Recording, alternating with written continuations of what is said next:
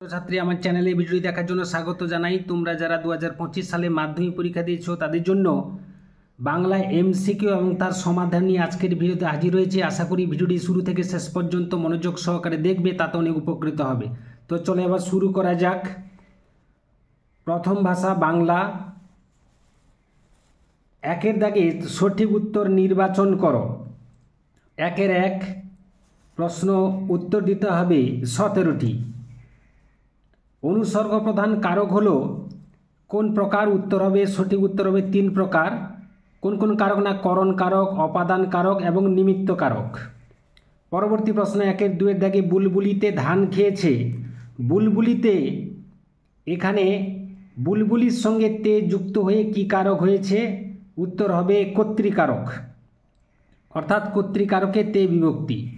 পরবর্তী প্রশ্ন একের তিনের দাগে কোন সমাসে উভয় পদের অর্থ অক্ষুণ্ণ থাকে? সঠিক উত্তর হবে দ্বন্দ্ব সমাসে উভয় পদের অর্থ অক্ষুণ্ণ থাকে। একের চারের দাগে প্রশ্ন যে সমাসে পূর্বপদ উপমেয়, পরপদ উপমান এবং সাধারণ ধর্মটি উজ্জ থাকে তাকে বলে কোন সমাস? উত্তর হবে সঠিক উত্তর হবে উপমিত কর্মধারী সমাস। এরপরে আমরা চলে যাব পরবর্তী প্রশ্নে। পরবর্তী প্রশ্ন একের পাঁচের দাগে তবু লিখছে, লুকিয়ে লিখছে, এভাবে লেখার কারণ কি? সঠিক উত্তর হবে যেন নেশাই পেয়েছে।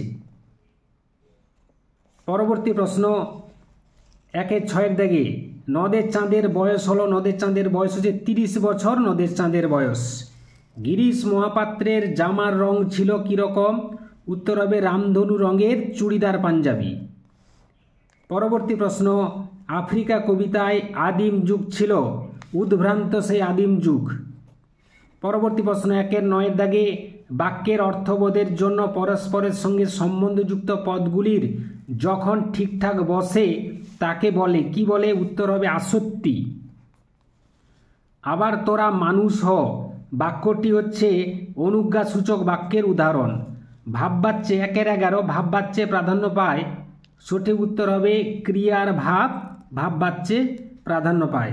পরবর্তী প্রশ্ন একের 12 দাগে আমি তোমাকে বইটি দিলাম, এটি কোন বাচ্যের উদাহরণ? এটি হচ্ছে কর্তৃবাচ্যের উদাহরণ। পরবর্তী প্রশ্ন একের 13 দাগে বহু যত্নে চিকিৎসিতে পঞ্চকন্যা পাইলা চেতন, কতক্ষণ চিকিৎসা করা হয়েছিল পঞ্চকন্যাকে?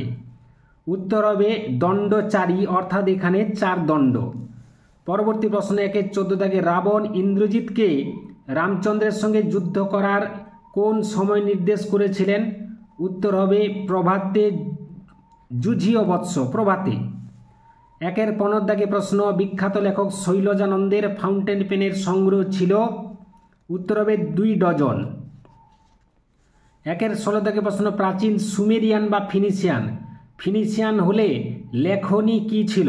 ফিনিশিয়ান হলে বনের প্রান্তভাগ থেকে একটা হাড় কুড়িয়ে আনতেন এবং তাতে করে লিখতেন কলম বানিয়ে। সঠিক উত্তর হবে হাড়। এবং শেষ প্রশ্ন একের 17 দাগে কত সালে কলকাতা বিশ্ববিদ্যালয় পরিভাষা সমিতি নিযুক্ত করেছিলেন? উত্তর হবে 1936 সালে। এরপর আমি কেবলমাত্র প্রশ্নটি তোমাদের সামনে উল্লেখ করছি এসএকিউগুলো। পরের ভিডিওতে আমি এসএকিউর সমাধান নিয়ে কিছুক্ষণের মধ্যেই হাজির হচ্ছি। তোমরা কেবল প্রশ্নগুলো একটু দেখে নাও।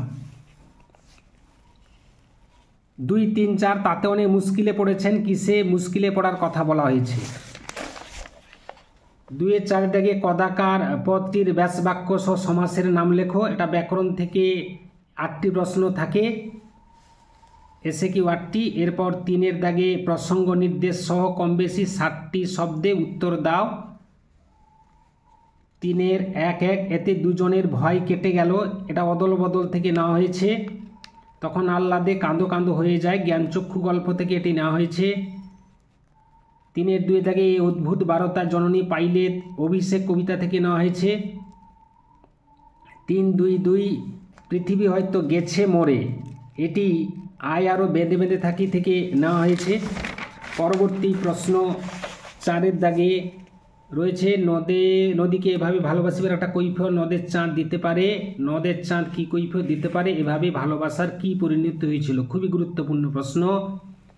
5-এর আগের দাগে নমিপুত্র পিতার চরণে কহিলা কর জোড়ে, পিতা পুত্রের পরিচয় দাও, কবিতা অবলম্বনে পিতা পুত্রের কথোপকথন সংক্ষেপে লেখো। খুবই গুরুত্বপূর্ণ প্রশ্ন।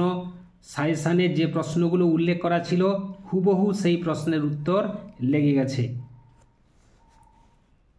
এরপরে 6-এর দাগে প্রবন্ধ থেকে 2টো প্রশ্ন থাকে, 2টো প্রশ্ন এখানে উল্লেখ করা রয়েছে। 7-এর দাগে এখানে এসেছে তার সামান্য পরিচয় আজ দিয়ে রাখলাম সিরাজদৌল্লা নাটক থেকে। এরপর 8-এর দাগে কোনি থেকে 3টি প্রশ্ন আসে, আমাদের প্রশ্নের উত্তর করতে হয় 2টি। 9-এর দাগে বঙ্গানুবাদ থাকে। এরপর 10-এর দাগে কম বেশি 150টি শব্দে যে কোনো একটি প্রশ্নের উত্তর দাও। জল অপচয় রোধে সচেতনতা শিবির এ বিষয়ে প্রতিবেদন রচনা করো। এবং সর্বশেষে রচনা থাকে কম বেশি 400 শব্দে যে কোনো একটি বিষয় অবলম্বনে প্রবন্ধ রচনা করো। সময়ের মূল্য, দৈনন্দিন জীবনে বিজ্ঞান, চরিত্র গঠনে খেলাধুলার ভূমিকা, বন সংরক্ষণ। এই ছিল আজকের ভিডিও। আশা করি ভিডিওটি ভালো লেগেছে।